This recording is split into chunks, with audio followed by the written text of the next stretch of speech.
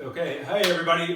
We thought we would show you a good home workout you could do for these kids, 10, 11, 12 years old. Really not about building strength, but about learning how to move properly. So what we're gonna do is 4 exercises, just 5 reps each, because we wanna make sure they're really doing great, and then you'll cycle through these for like 5 sets each. So the first one is gonna be a body weight squat. And so we wanna see, some of the things we wanna see is our chest up. Okay, and sitting back in the heels, drive through the heels, okay, and drive those knees out. Okay, what we want to avoid is letting those knees cave in at the bottom. Exactly. And it's okay if your toes come over your knees just a bit.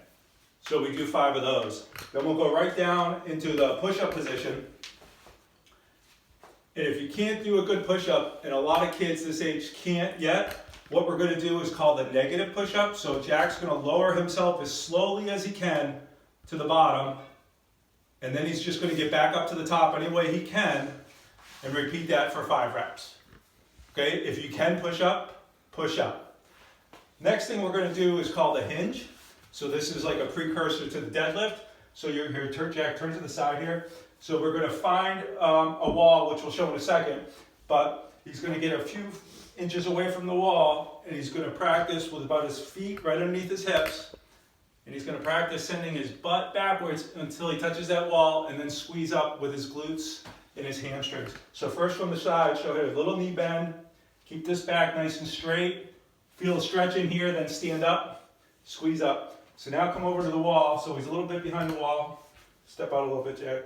Now go ahead, send that rear end back, touch that wall, and then squeeze up. And again. Good. So now we're going to work on our pull. Okay, so there's lots of different ways to pull. Everybody knows a pull-up, which would be a real challenge for kids this age. But what we're going to do is a horizontal pull. So why don't you go ahead and do an underhand grip.